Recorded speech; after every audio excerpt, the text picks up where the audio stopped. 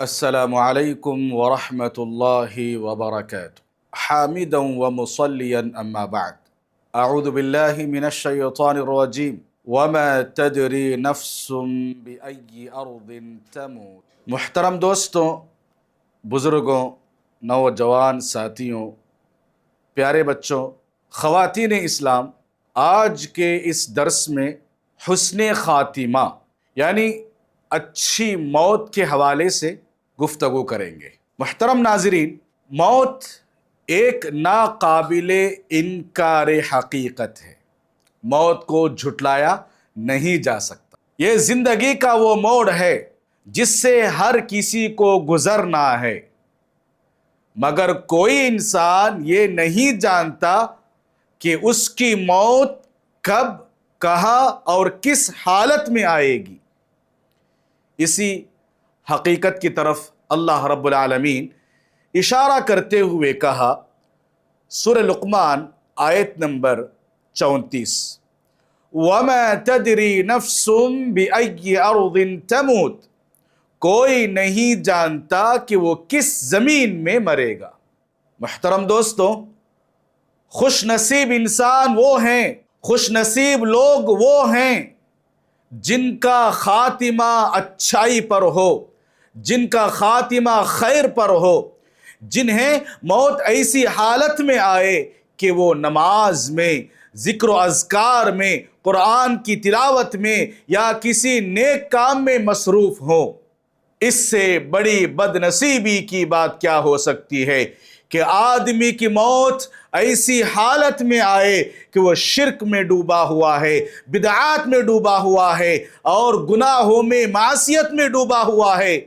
میرے بھائیوں، بخاری مسلم کی روایت ہے، حدیث نمبر 7454، رسول اکرم صلی اللہ علیہ وسلم نے فرمایا، ان احدکم لیعمل بعمل اہل الجنة حتى ما يكون بينه وبينها إلا ذراع فيسبق عليه الكتاب فيعمل بعمل أهل النار وإن أحدكم ليعمل بعمل أهل النار حتى ما يكون بينه وبينها إلا ذراع فيسبق عليه الكتاب فيعمل بعمل أهل الجنة۔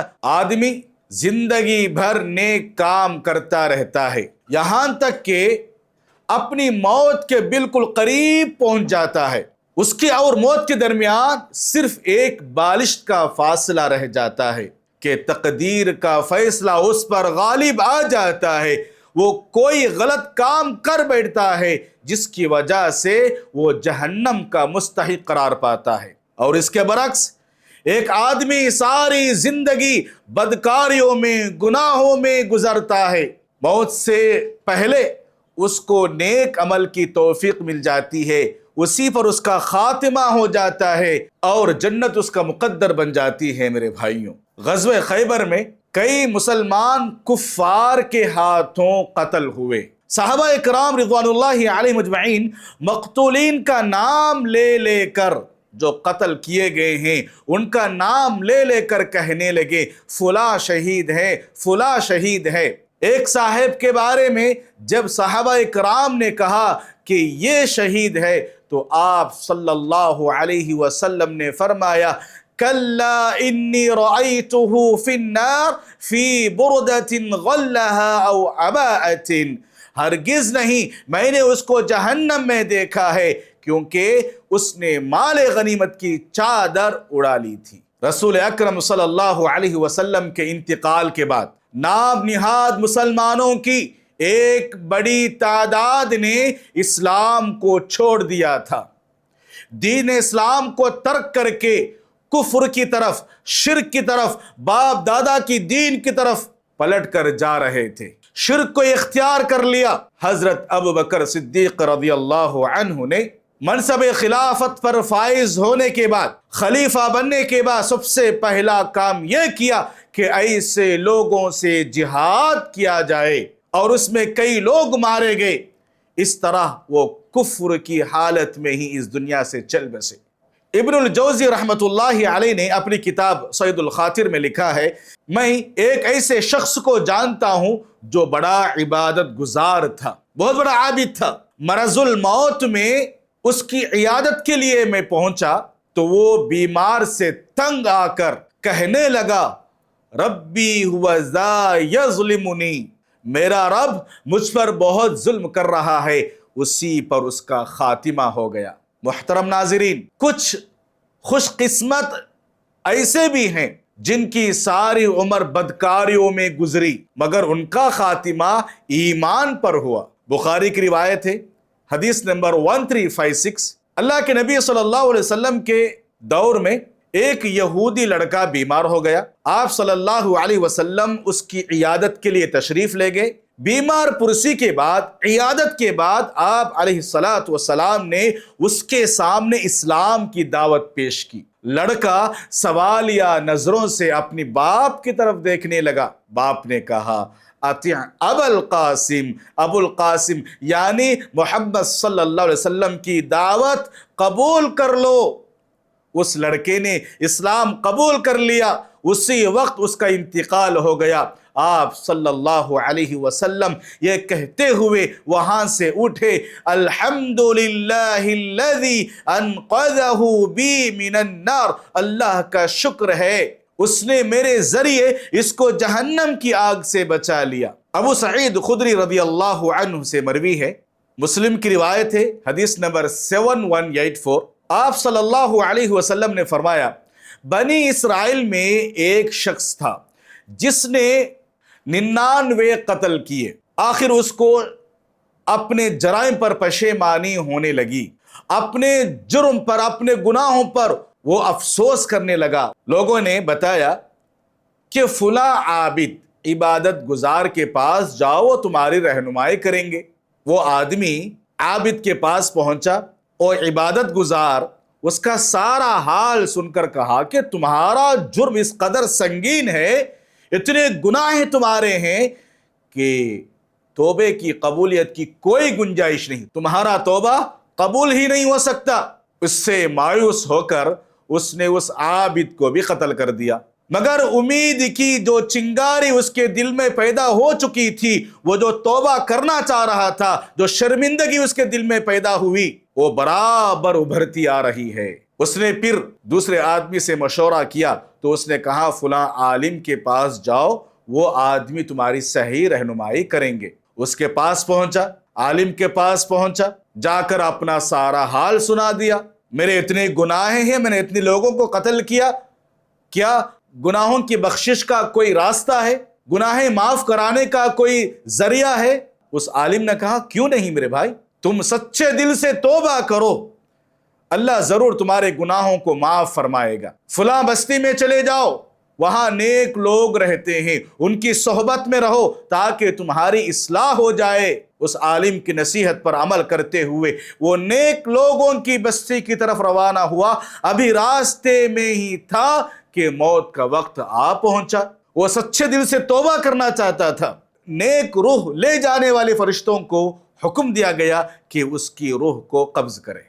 اور اسی طرح سے ابو داؤد کی روایت ہے، حدیث نمبر 2539، حضرت ابو ہریرہ رضی اللہ عنہ کا بیان ہے کہ عمر بن اقیش رضی اللہ عنہ کو بہت پہلے اسلام کے بارے میں، حق کے بارے میں باتیں پہنچ چکی تھی، مگر سودی کاروبار میں اس قدر پھنس گئے تھے، مال و دولت کی محبت نے حق کو قبول کرنے میں رکاوٹ بنی ہوئی تھی۔ آخر کار جنگ احد کے دن اللہ تعالیٰ نے ان کا سینہ اسلام کے لیے کھول دیا۔ وہ دولت ایمان سے معمور ہو کر، ایمان میں، اسلام کے اندر داخل ہو کر میدان جنگ میں کود پڑے اور اس جوان مردی کے ساتھ لڑے کہ زخمی ہو گئے۔ زخم اتنا شدید تھا کہ اسی حالت میں انتقال کر گئے۔ راوی حدیث ابو ہریرہ رضی اللہ عنہ کہتے ہیں فمات فدخل الجنہ وما صلی للہ صلاۃ، قبول اسلام کے بعد انہیں ایک نماز بھی پڑھنے کی مہلت نہیں ملی، شہادت پائے اور جنت کے مستحق بن گئے۔ قرآن مجید میں اہل ایمان کو، مسلمانوں کو حسن خاتمہ اور اچھی موت کی فکر کرتے رہنے کی تاکیدی حکم اللہ رب العالمین دیتا رہا۔ اچھی موت کی فکر کرتے رہنے پر زور دیا گیا۔ اللہ تعالیٰ کا فرمان ہے یا ایھا الذین آمنوا اتقوا اللہ حق تقاتہ ولا تموتن الا وانتم مسلمون، اے ایمان والو اللہ سے اتنا ڈرو جتنا اس سے ڈرنا چاہیے، اور دیکھو مرتے دم تک مسلمان ہی رہنا۔ سورہ بقرہ آیت نمبر 132۔ ابراہیم علیہ السلام اور یعقوب علیہ السلام کی آخری وصیت نقل کی گئی ہے اس آیت میں۔ دونوں اپنے بیٹوں کو نصیحت کرتے ہیں، وَوَصَّى بِهَا إِبْرَاهِيمُ بَنِيهِ وَيَعْقُوبُ يَا بَنِيَّ إِنَّ اللَّهَ اصْطَفَى لَكُمُ الدِّينَ فَلَا تَمُوتُنَّ إِلَّا وَأَنْتُمْ مُسْلِمُونَ۔ اسی طریقے پر چلنے کی ہدایت ابراہیم علیہ السلام نے اپنی اولاد کو کی تھی، اور اسی کی وصیت یعقوب علیہ السلام اپنی اولاد کو کر گئے تھے۔ انہوں نے کہا میرے بچوں، اللہ تمہارے لیے یہی دین پسند کیا ہے، لہٰذا مرتے دم تک مسلم ہی رہنا۔ سورہ یوسف آیت نمبر 101۔ حضرت یوسف علیہ السلام جنہیں کئی آزمائشوں سے گزارنے کے بعد اللہ سبحانہ و تعالیٰ نے نبوت اور بادشاہت عطا کی تھی، آخری وقت میں اللہ کی ان نعمتوں کا شکر بجا لاتے ہوئے حضرت یوسف علیہ السلام یہ دعا کرتے ہیں، رب قد آتیتنی من الملک وعلمتنی من تأویل الاحادیث فاطر السماوات والارض انت ولی فی الدنیا والآخرہ توفنی مسلما والحقنی بالصالحین۔ اے میرے پروردگار، تو نے مجھے بادشاہت عطا کی اور مجھے خواب کی تعبیر سکھلائی۔ اے آسمان و زمین کے پیدا کرنے والے، تو ہی دنیا اور آخرت میں میرا ولی اور کار ساز ہے۔ تو مجھے اسلام کی حالت میں موت دے اور نیک لوگوں میں ملا دے۔ قرآن مجید میں مومنین کی ایک دعا یہ منقول ہے، سورہ آل عمران آیت نمبر 193، ربنا اننا سمعنا منادیا ینادی للایمان ان آمنوا بربکم فآمنا ربنا فاغفر لنا ذنوبنا وکفر عنا سیئاتنا وتوفنا مع الابرار۔ اے ہمارے رب، ہم نے سنا کہ منادی کرنے والا با آواز بلند ایمان کی طرف بلا رہا ہے کہ لوگوں اپنے رب پر ایمان لاؤ، پس ہم ایمان لائے۔ یا الہی، اب تو ہمارے گناہ معاف فرما، ہماری برائیاں ہم سے دور فرما، اور ہمارا خاتمہ نیک لوگوں کے ساتھ کر دے۔ جنازے کی نماز میں جو دعائیں پڑھی جاتی ہیں، ان میں سے ایک دعا یہ بھی ہے میرے بھائیوں، اللہم من احییتہ منا فاحیہ علی الاسلام ومن توفیتہ منا فتوفہ علی الایمان۔ اے اللہ، ہم میں سے تو جس کو زندہ رکھے ایمان کی حالت میں زندہ رکھ، اور جس کو وفات دے ایمان کی حالت میں وفات دے۔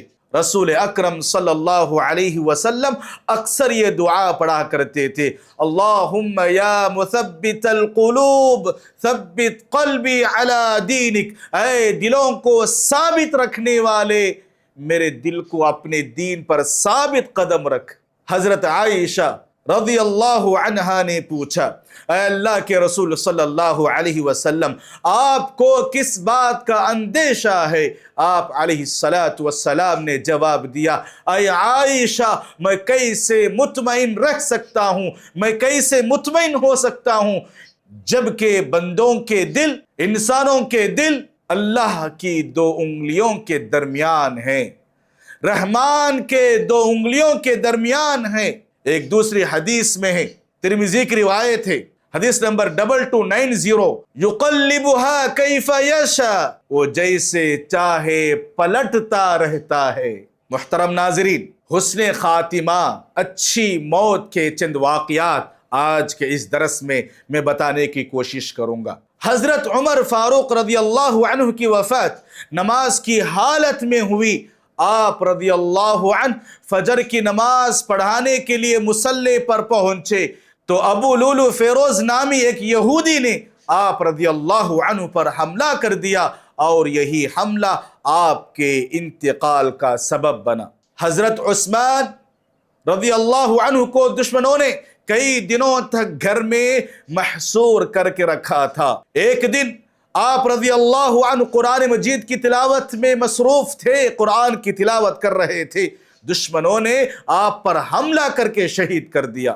حضرت عبداللہ بن زبیر رضی اللہ عنہ کے پوتے حضرت عامر بن ثابت رحمت اللہ علیہ اکثر فجر کی نماز کے بعد یہ دعا کرتے تھے، اللہم انی اسألک المیتۃ الحسنہ، اے اللہ میں تجھ سے اچھی موت کا سوال کرتا ہوں۔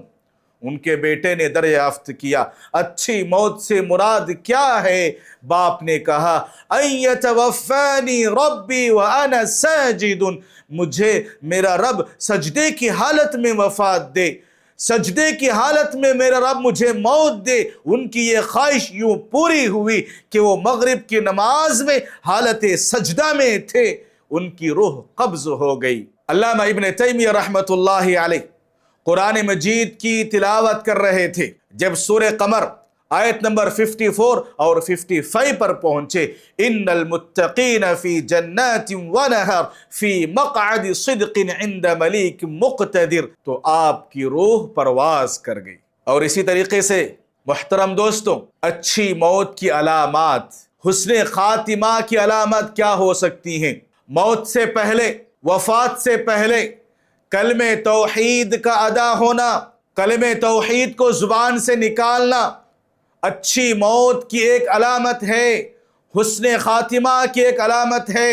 ابو داود کی روایت ہے، حدیث نمبر 3116، اللہ کے نبی صلی اللہ علیہ وسلم کا ارشاد ہوا، من کان آخر کلامہ لا الہ الا اللہ دخل الجنہ، جس کا خاتمہ کلمہ توحید لا الہ الا اللہ پر ہو وہ جنت میں داخل ہوگا۔ اسی لیے آپ صلی اللہ علیہ وسلم نے مرض الموت میں کلمہ توحید کی تلقین کا حکم دیا۔ آپ صلی اللہ علیہ وسلم کا ارشاد ہے، لقنوا موتاکم لا الہ الا اللہ، اپنے بیماروں کو جو موت کے قریب ہے، جو مرض الموت میں ہو، کلمہ توحید کی تلقین کرتے رہا کرو۔ محترم دوستوں، اچھی موت ہر کسی کو نصیب نہیں ہوتی، یہ صرف اہل ایمان کو نصیب ہوتی ہے۔ سورہ ابراہیم آیت نمبر 27 میں اللہ رب العالمین کا ارشاد ہوا، یثبت اللہ الذین آمنوا بالقول الثابت فی الحیاة الدنیا وفی الآخرہ ویضل اللہ الظالمین وَيَفْعَلُ اللَّهُ مَا يَشَاءُ۔ ایمان والوں کو اللہ تعالیٰ پکی بات کے ساتھ مضبوط رکھتا ہے، دنیا کی زندگی میں بھی اور آخرت میں بھی۔ ہاں، ناانصاف لوگوں کو اللہ تعالیٰ بہکا دیتا ہے اور اللہ جو چاہے کر گزرے۔ محترم دوستوں، اچھی موت، حسن خاتمہ ان بندوں کو نصیب ہوتی ہے جن پر اللہ کا خصوصی انعام ہو۔ ترمذی کی روایت ہے، حدیث نمبر 2292، آپ علیہ الصلاۃ والسلام کا فرمان ہے، اذا اراد اللہ بعبد خیرا استعملہ قیل کیف یستعملہ یوفقہ لعمل صالح قبل الموت ثم یقبضہ علیہ۔ جب اللہ سبحانہ وتعالی کسی بندے کے ساتھ خیر کا ارادہ کرتا ہے تو اس کو عمل خیر پر لگا دیتا ہے، اچھے کاموں پر، نیک کاموں پر لگا دیتا ہے۔ پوچھا گیا کیسے عمل پر لگا دیتا ہے؟ آپ صلی اللہ علیہ وسلم نے فرمایا، موت سے پہلے اللہ تعالیٰ اسے نیک عمل کی توفیق عطا کرتا ہے، پھر اسی پر اس کا خاتمہ فرما دیتا ہے، اسی پر اس کو موت آ جاتی ہے۔ محترم ناظرین، کتنے ہی ایسے لوگ ہیں، کتنے ایسے بندے ہیں جنہیں آخری وقت میں کلمہ توحید کی تلقین کی گئی، کلمہ پڑھایا گیا، مگر ان کی زبان سے کلمہ توحید ادا نہ ہو سکا۔ امام قرطبی رحمت اللہ علیہ نے اپنی کتاب التذکرہ میں ایک بزنس مین کا واقعہ ذکر کیا، ایک تاجر کا واقعہ ذکر کیا، مرض الموت میں ہے، موت کے قریب ہے۔ جب اس کو کلمے کی تلقین کی گئی، کلمہ پڑھنے کے لیے کہا گیا، اس کی زبان پر اپنے کاروبار کا حساب و کتاب جاری تھا، والعیاذ باللہ۔ محترم دوستوں، قصص السعادہ والاشقیاء کتاب ہے، اس کتاب کے لکھنے والے نے ایک واقعہ ذکر کیا۔ سعودی عرب کے شہر ریاض میں 3 نوجوان سڑک حادثے کا شکار ہو گئے، جن میں سے 2 اسی وقت اللہ کو پیارے ہو گئے۔ اسی وقت وہ انتقال کر جاتے ہیں، دم توڑ دیتے ہیں۔ ایک نوجوان جو آخری سانس سے گن رہا تھا، آخری سانسیں چل رہی تھی، اس نازک حالت کو دیکھ کر راہ چلتے ایک آدمی نے اس کو کلمے کی تلقین کی، کلمہ پڑھا رہے تھے۔ وہ کہنے لگا، انا فی سقر، انا فی سقر، میں جہنم میں ہوں، میں جہنم میں ہوں۔ اسی پر اس کا خاتمہ ہو گیا، والعیاذ باللہ۔ اللہ میرے ہم سب کی حفاظت فرمائے بری موت سے۔ میرے بھائیوں، محترم دوستوں، بری موت سے ہمیشہ اللہ کی پناہ طلب کرتے رہنا چاہیے، کیونکہ آدمی کی موت جس حالت میں ہوتی ہے، قیامت کے دن وہ اسی حالت میں اٹھایا جائے گا۔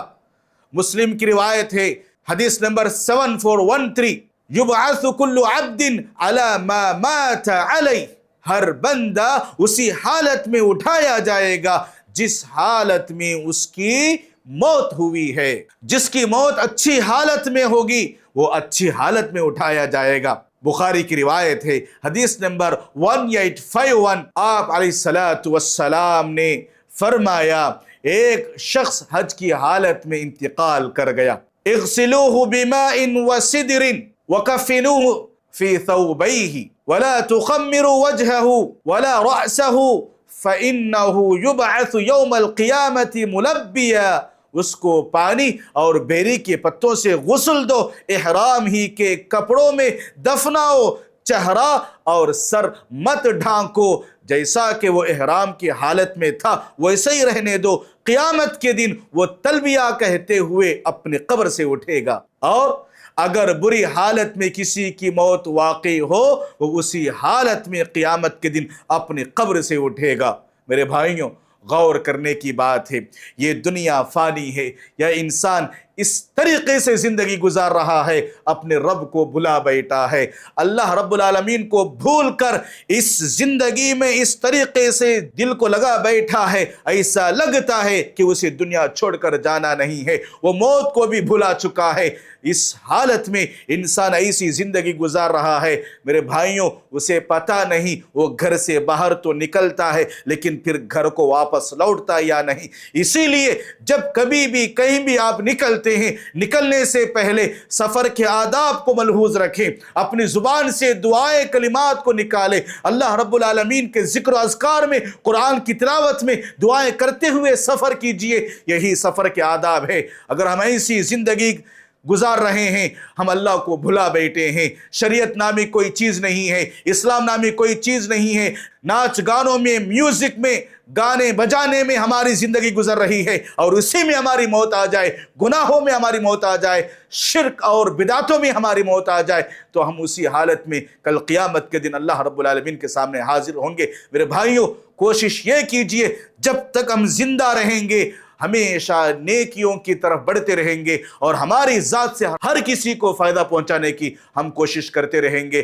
آخر میں اللہ رب العالمین سے دعا ہے کہ رب العالمین ہم سب کو حسن خاتمہ عطا فرمائے، اچھی موت عطا فرمائے، ایمان کی موت عطا فرمائے، آمین۔ وآخر دعوانا ان الحمد للہ رب العالمین۔ السلام علیکم ورحمۃ اللہ وبرکاتہ۔